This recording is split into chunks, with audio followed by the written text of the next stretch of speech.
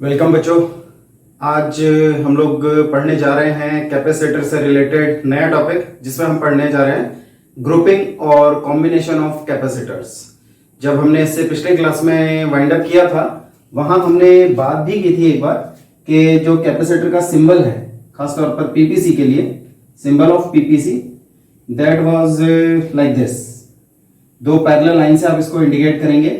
अगर एरो है तो वेरिएबल कैपेसिटेंस को इंडिकेट करता है, और अगर एरो नहीं है, जिस तरह से दिख रहा है, ये कांस्टेंट कैपेसिटेंस के कैपेसिटर को इंडिकेट करता है। शॉर्ट में बनाते हैं तो अगर इस तरह का आपके पास एक कैपेसिटर है, पैरेलल प्लेट कैपेसिटर है, और आप उसे ज्वाइन करना चाहते हैं दूसरे कैपेसिटर के साथ, तीसरे कैपेसिटर के साथ, और एनी नंबर ऑफ कैपेसिटर्स के साथ या आपस में, तो उसके हमारे पास कुछ सर्टेन मेथड्स हैं, उन्हीं के बारे में हमें देखना है। इससे रिलेटेड एक कंपैरेटिव टॉपिक आप लोग वैसे ऑलरेडी 10th क्लास में थोड़ा देख चुके हैं, जिसमें आपने रेजिस्टर्स, याद है आपको, जिगजैग फॉर्म में रिप्रेजेंट करते थे, रेजिस्टर्स का कॉम्बिनेशन देखा है। तो जो दो कॉम्बिनेशन आपने वहां देखे थे, उसी तरह के कॉम्बिनेशन हम यहां देखने जा रहे हैं। शुरू करेंगे एक एक करके। तो कॉम्बिनेशन और ग्रुपिंग ऑफ कैपेसिटर्स में पहला जो आता है दैट इज सीरीज कॉम्बिनेशन, फिर ऐसे ही दूसरा पैरेलल, वो इसके बाद फिलहाल अभी सीरीज की बात करते हैं। तो सीरीज कॉम्बिनेशन असल में है क्या, किस तरह से बिहेव करता है, उसके बारे में अगर समझना है तो फिगर वाइज हम कुछ ऐसा कह सकते हैं। जैसे सपोज करें हमारे पास ये एक कैपेसिटर है जिसका कैपेसिटेंस है C1, फिर ये एक और कैपेसिटर, इसका कैपेसिटेंस C2, और एक और कैपेसिटर आगे, इसका कैपेसिटेंस C3। तो हमें इन दोनों कैपेसिटर्स को पॉइंट बी और पॉइंट ए के अक्रॉस कनेक्ट करना है सीरीज कॉम्बिनेशन में। तो ये कॉन्सेप्ट कुछ ऐसा बनता है कि आपको पहले कैपेसिटर की एक प्लेट को अपने रिस्पेक्टिव पॉइंट से जोड़ देना है, उस कैपेसिटर की बची हुई प्लेट अगले कैपेसिटर की एक प्लेट से अटैच होगी, फिर उसकी बची हुई एक प्लेट नेक्स्ट कैपेसिटर से अटैच होगी, उसकी बची हुई प्लेट नेक्स्ट कैपेसिटर से अटैच होगी। इसको थोड़ा सा और बेटर वे में कहें तो पहले कैपेसिटर की पॉजिटिव प्लेट एक पॉइंट से जुड़ी है, नेगेटिव प्लेट आगे जुड़ी होगी पॉजिटिव प्लेट से अगले कैपेसिटर की, उसकी नेगेटिव प्लेट, फिर फर्दर पॉजिटिव प्लेट से उसकी नेगेटिव प्लेट, फर्दर आगे हमारे पॉइंट से, और इसी तरीके से कनेक्शन बना हुआ होगा। ये कनेक्शन, इसको अगर आपको चार्ज, एनर्जी, पोटेंशियल प्रोवाइड करना है तो इसके लिए आप इसको कनेक्ट करेंगे सोर्स ऑफ पोटेंशियल डिफरेंस से। वो सेल, बैटरी के थ्रू आप किसी भी तरीके से कर सकते हैं। इस तरह का कनेक्शन बना देने पर जो कॉम्बिनेशन आता है, नाम देते हैं सीरीज कॉम्बिनेशन। पहचान कैसे होगी इसकी? बेसिकली ये कुछ ऐसे देखा जाएगा कि यहां से सपोज चार्ज का सप्लाई किया गया है Q, तो यहां पर इसके पास Q चार्ज होगा पॉजिटिव का, नेगेटिव वाला सेकंड प्लेट में इंड्यूस होगा, पॉजिटिव वाला आगे ट्रांसफर होकर इसके पास चला जाएगा। मींस इसके पास चार्ज होगा Q, वही चार्ज का फ्लो आगे जाएगा अगले कैपेसिटर में, उसी चार्ज का फ्लो अगले कैपेसिटर में, और घूम के वापस सेल के पास पहुंच जाएगा।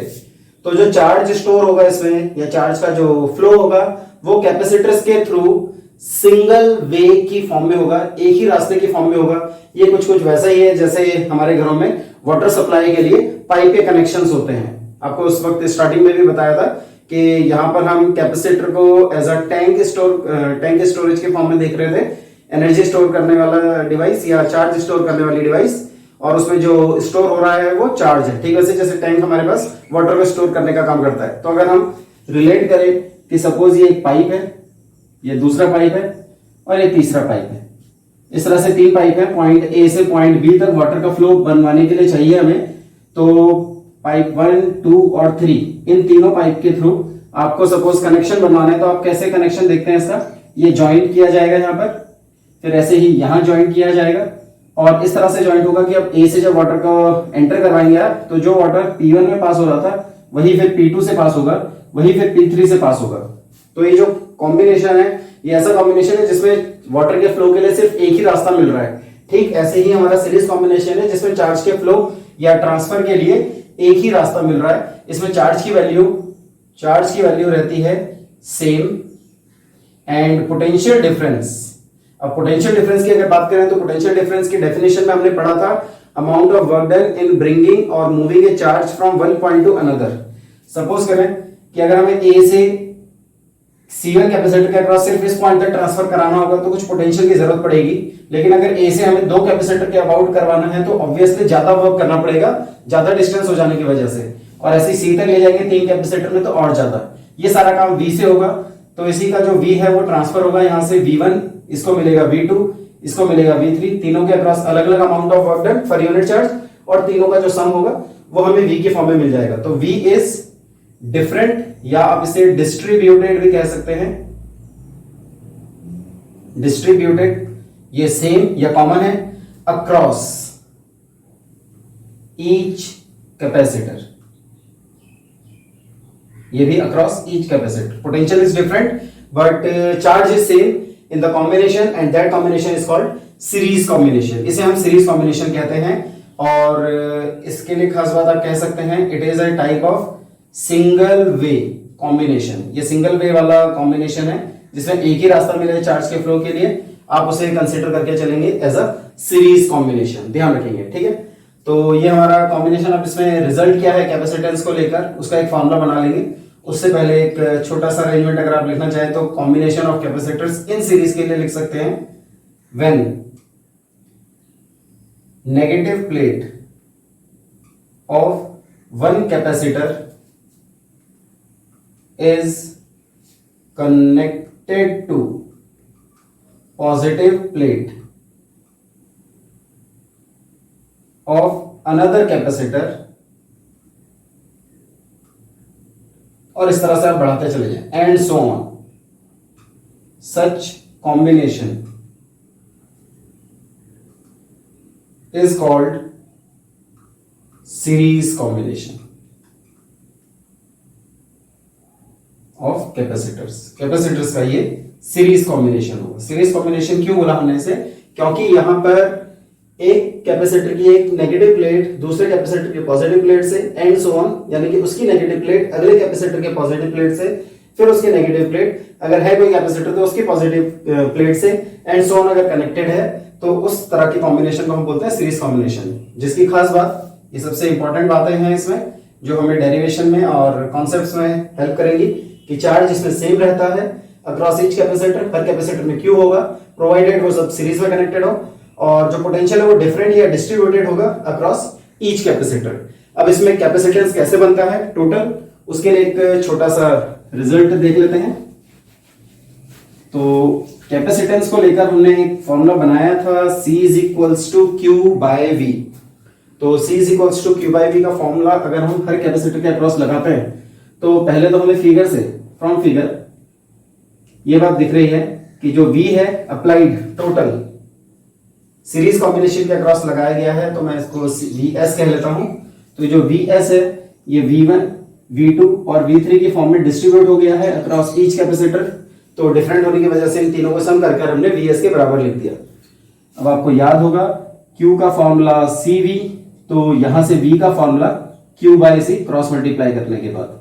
तो ये फॉर्मूला अगर हम अप्लाई कर देते हैं तो V1 के लिए जो Q है वो Q है, but C is C1, V2 के लिए Q अपॉन C2, V3 के लिए Q अपॉन C3, और VS के लिए चार्ज तो वही है Q, लेकिन ये C सीरीज का केस होगा।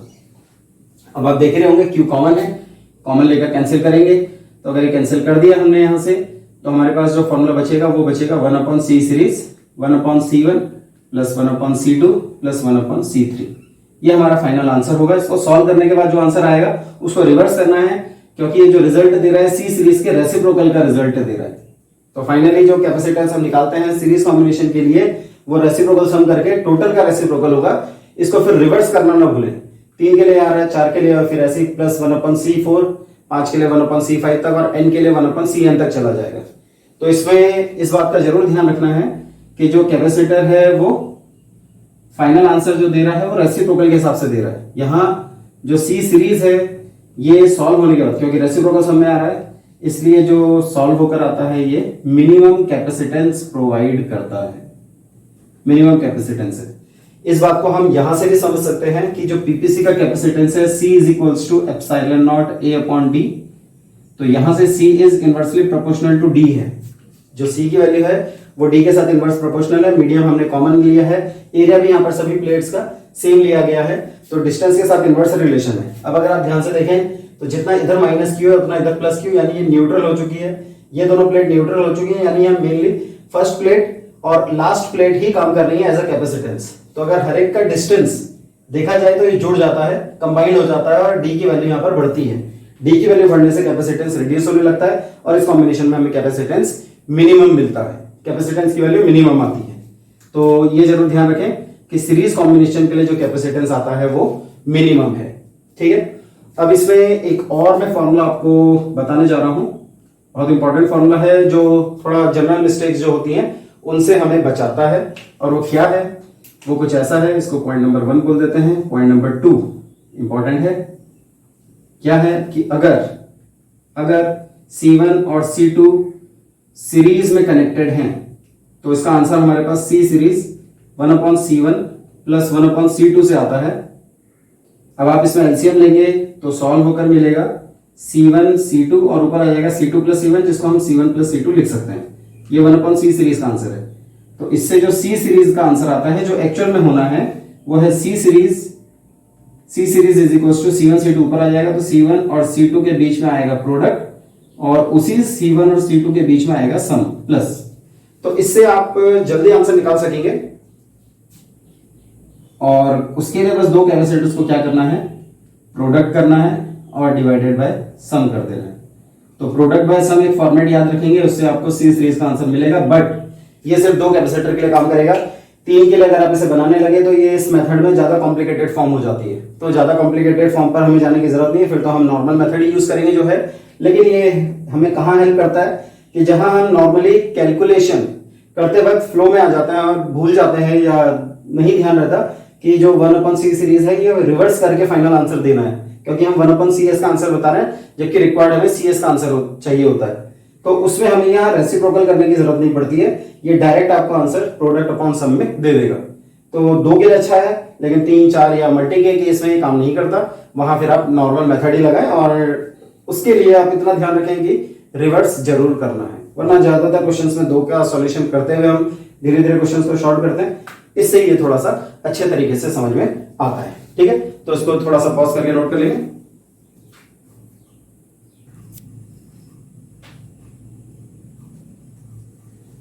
तो बढ़ाते हैं केस पैरेलल कॉम्बिनेशन का। सेकंड कॉम्बिनेशन जो आ रहा है पैरेलल कॉम्बिनेशन, यहां पर चीजें थोड़ी सी रिवर्स होती हैं। जैसे फिर से हमारे पास ये 3 कैपेसिटर हैं C1 C2 C3, उनको हमें 2 पॉइंट A और B के अक्रॉस पैरेलल कॉम्बिनेशन में अटैच करना है। तो पैरेलल का मतलब जनरली पैरेलल लाइंस के बारे में आपने देखा है कि जो देखने में ऐसे ऊपर नीचे या इस तरह से आ जाए, लेकिन सिर्फ इतने से काफी नहीं है। हमें इनके जो 2 एंड्स हैं, इन दोनों के जो 2 फ्री एंड्स हैं, ये दोनों एंड और ये दोनों एंड, ये भी फिक्स करने होते हैं। कैसे है पैरेलल कॉम्बिनेशन की प्रॉपर्टी देखेंगे। एक ऐसा केस जिसमें कैपेसिटर्स की पॉजिटिव प्लेट को आप सभी कैपेसिटर्स की पॉजिटिव प्लेट को एक ही पॉइंट पर जोड़ देंगे, पॉइंट ए पर जोड़ दिए, और उनकी जो नेगेटिव प्लेट है वो दूसरे पॉइंट पर जुड़ जाएगी, कॉमन पॉइंट पर। तो सभी कैपेसिटर्स की एक एक प्लेट एक कॉमन पॉइंट सपोज ए पॉइंट पर और बची हुई नेगेटिव प्लेट दूसरे कॉमन पॉइंट बी पॉइंट पर। तो ए और बी पॉइंट के अक्रॉस जितने भी कैपेसिटर्स ऐसी सिचुएशन में होंगे they will be called in parallel combination. ये जैसे पहले वाला हमारा सिंगल वे कॉम्बिनेशन था, अब हम इसको सिंगल से मल्टी वे कॉम्बिनेशन नाम देना शुरू कर देते हैं। आप समझ ही जाएंगे अभी ये मल्टी वे कॉम्बिनेशन क्यों है, क्योंकि जब हम ए और बी के across source of charge cell या बैटरी को कनेक्ट करेंगे तो कनेक्शन कुछ ऐसा होगा कि यहां से V आप प्रोवाइड कर रहे थे, ये V ने कुछ चार्ज सप्लाई किया यहां पर, और वो चार्ज फिर इस पॉइंट से तीनों में अलग अलग डिस्ट्रीब्यूट हो गया। तो 3 रास्ते हैं चार्ज के पास पॉइंट ए से पॉइंट बी जाने के। पहले वाले कॉम्बिनेशन में ए से बी जाने के तीनों के थ्रू एक ही रास्ता था, यहां पर तीनों के थ्रू 3 अलग अलग रास्ते हैं, मल्टी वे बन चुका है। इस वजह से यहां पर फर्क क्या पड़ जाता है कि यहाँ पॉजिटिव नेगेटिव, जैसे यहाँ 2 एक एक पॉजिटिव नेगेटिव है, यहाँ 2 पॉजिटिव नेगेटिव, यहाँ 3 हमने मान लिए पॉजिटिव नेगेटिव। मींस इस बार charge value will be different, Q1 Q2 Q3 value हमें मिलेगी यहाँ। हाँ, ये जरूर है कि चार्ज को सप्लाई कराना है तो अमाउंट ऑफ वर्क डन है, amount of work done in bringing a charge from one point to another. Distance जैसे जैसे बढ़ता है वर्क डन की भी वैल्यू बढ़ती है, डिस्टेंस कम होता है तो वर्क डन कम होता है, बट डिस्टेंस सेम है तो वर्क डन भी सेम होगा। कंजर्वेटिव फोर्सेस होते हैं यहाँ पर हमारे A से B, चाहे आप C1 से लेके जाओ चार्ज को, चाहे C2 से लेकर जाओ, चाहे C3 से लेकर जाओ, वर्क आपका सेम रहेगा V। तो वो V यहां पर तीनों कैपेसिटर्स में सेम हो जाता है। तो C1 C2 C3 के अक्रॉस जो चार्ज होगा इस बार चार्ज हो जाएगा डिफरेंट और पोटेंशियल हो जाएगा सेम, यानी कि आप समझ रहे होंगे ये इंटरचेंज होने जा रहा है। V remain same across each capacitor and charge remains different और डिस्ट्रीब्यूट हो गया है अक्रॉस ईच कैपेसिटर। और इसको हम मल्टी वे कॉम्बिनेशन कह रहे हैं, एक से ज्यादा रास्ते वाला कॉम्बिनेशन होगा। तो अगर एक सिंपल सी डेफिनेशन कहनी है तो कह सकते हैं when positive plates of all capacitors are connected across common point A, suppose, and negative plates are connected at other common point B, suppose, हमारे फिगर के according, then all capacitors are in parallel combination. ये एक छोटा सा इसका expression हो गया है। तो फिगर से अगर देखें तो V is same but charge is different, तो जो डिफरेंट है उसी को केस लेंगे हम। चार्ज यहां से हमने सप्लाई किया है Q पैरेलल QP, तो Q parallel is distributed as Q1 Q2 and Q3 and इन तीनों का सम किया हमने। तो आपको फिर से फॉर्मूला वही यूज करना है, Q is equals to CV। तो समझ रहे होंगे Q is equals to CV अगर लगाते हैं तो ये हमें Q पैरेलल में C पैरेलल V बताएगा, V सेम है, C1V C2V एंड C3V। इसमें अगर V कॉमन कर लेंगे आप तो V कॉमन होने के बाद कैंसिल हो जाता है V से और हमें C पैरेलल मिलता है C1 plus C2 plus C3। आप देख रहे होंगे डायरेक्ट कॉम्बिनेशन से आया है, डायरेक्ट एडिशन से आया है। तो यहां पर जो कैपेसिटेंस होता है this is the maximum capacitance. और इस मैक्सिमम कैपेसिटेंस की अगर एक्सप्लेनेशन आपको देखनी है तो C is epsilon not E upon D। This time D is same, distance is same, चाहे वो कैपेसिटर्स की विड्थ को लेकर कह लो या ये पॉइंट्स के हिसाब से कह लेंगे। इस बार C एरिया के साथ डायरेक्टली प्रोपोर्शनलिटी में है और जैसे जैसे कैपेसिटर्स ये जुड़ते जा रहे हैं पैरेलल में तो इसका एरिया प्लस ये वाला एरिया प्लस ये वाला एरिया, तो एरिया बढ़ जाता है। एरिया बढ़ेगा ऑब्वियसली कैपेसिटेंस की वैल्यू बढ़ेगी। ये वो केस है जहां पर कैपेसिटेंस मैक्सिमम फॉर्म में आता है। तो जो पैरेलल केस होगा वो मैक्सिमम कैपेसिटेंस देता है और जो सीरीज कॉम्बिनेशन है वो मिनिमम कैपेसिटेंस देता है। इस बात को आपको याद रखना है। आप अगर हो सकता है शायद रिलेट कर गए होंगे अभी तक, जो फॉर्मूला हमने यहाँ सम डायरेक्ट करके और रेसिप्रोकल सम करके निकाला है फॉर्मूला, हमारे रेजिस्टर में भी ऐसे ही फॉर्मूले होते थे बट वो रिवर्स होते थे। यहाँ जो पैरेलल के लिए मेथड लगा है डायरेक्ट एडिशन का वो वहां सीरीज में यूज होता था, जो यहाँ सीरीज के लिए लगा था रेसिप्रोकल सम वो वहां पैरेलल के लिए यूज होता है। और इस बात को हम पढ़ेंगे अपनी अगली यूनिट में जाकर, जहां करंट इलेक्ट्रिसिटी में देखेंगे वहां ही बात आएगी। फिलहाल याद रखने के लिए भी आप उस रेफरेंस को यूज कर सकते हैं। तो ये हमारा कैपेसिटेंस का केस हो गया है, ठीक है। अब यहाँ पर एक बहुत इंपॉर्टेंट बात है जो नोट की फॉर्म में हमें पता होनी बहुत जरूरी है, क्योंकि एक्चुअल में हमें जो क्वेश्चंस मिलते हैं, डेरिवेशन तो बहुत ज्यादा नहीं आती है पेपर में, पता जरूर होनी चाहिए आपको, इसीलिए हमने डिस्कस की है। बट जो क्वेश्चंस आते हैं वो ना तो डायरेक्ट सीरीज का क्वेश्चन होता है ना ही डायरेक्ट पैरेलल का होता है, वहां हमें कॉम्बिनेशन में क्वेश्चन मिलते हैं। तो कॉम्बिनेशन में क्या है कैसे है उसके लिए एक नोट जो बहुत हेल्प करेगा उसकी बात करने जा रहे हैं हम, और वो ये है कि अगर if C1 C2 are in series के लिए बात कर रहे हैं, अगर C1 C2 सीरीज में आपको दिख रहे हैं तो इसके लिए या हम कह सकते हैं for C1 C2 to be in series, अगर वो सीरीज में होने चाहिए, अगर आप चाहते हैं कि वो सीरीज में हो, तो जो दोनों कैपेसिटर्स के बीच में वायर आती है, कनेक्टिंग वायर, C1 और C2 के बीच में आने वाली वायर, ये वायर किसी तीसरे कैपेसिटर से कनेक्ट नहीं होनी चाहिए, या फिर ये किसी सेल के टर्मिनल पॉजिटिव नेगेटिव से भी कनेक्ट नहीं होनी चाहिए। अगर ऐसा है तो ये हमारा मिक्स्ड कॉम्बिनेशन होता है और ये पर्टिकुलर फ्रैक्शन है किसी सर्किट का, मिक्स्ड सर्किट का। ये जो पूरा फिगर हमारे सामने होगा तो हम इसका सॉल्यूशन देखेंगे कैसे करना है, लेकिन ये पहचान है कि सीरीज होने के लिए जरूरी है कि दोनों capacitors end to end connected हो और उनकी कनेक्टिंग वायर पर कोई तीसरा अटैचमेंट नहीं होना चाहिए। अगर ऐसा हुआ तो इसका मतलब चार्ज सप्लाई यहां से डिस्ट्रीब्यूट हो जाएगा और वो सिंगल वे वाली प्रॉपर्टी को डिस्टर्ब कर देगा। तो सिंगल वे होना बहुत जरूरी है। और C1 C2 to be in series, connecting wire between them should be free from cell or from capacitor or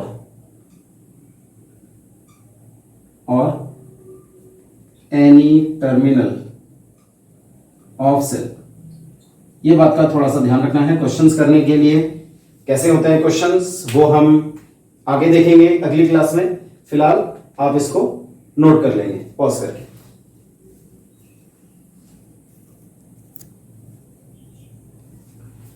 तो नोट अगर आपने कर ही लिया है तो इस बात का जरूर आप ध्यान रखेंगे। आगे हम अगली क्लास में मिलेंगे आपसे क्वेश्चंस के साथ। इंटरेस्टिंग क्वेश्चंस है, सीखेंगे आप उनको, बहुत मजा आएगा करने में। तो उसके लिए ये बात बहुत जरूरी रहेगी, जिसका ध्यान रखना है कि दो कैपेसिटर C1 C2 तभी सीरीज में माने जाते हैं जब उनके बीच में आने वाली कनेक्टिंग वायर किसी अगले कैपेसिटर या फिर किसी सेल के टर्मिनल से कनेक्ट ना हो, ताकि डिस्ट्रीब्यूशन ना हो और हमें एक सिंगल वे मिल सके। तो कैसे कैसे क्वेश्चंस हैं, कैसे करना है, क्या उनकी स्ट्रेटेजी होगी, क्या क्या ट्रिक्स यूज करनी है, वो सारी बातें हम करेंगे अगली क्लास में। मिलते हैं आपसे अगली क्लास में, तब तक के लिए टेक केयर, गुड बाय।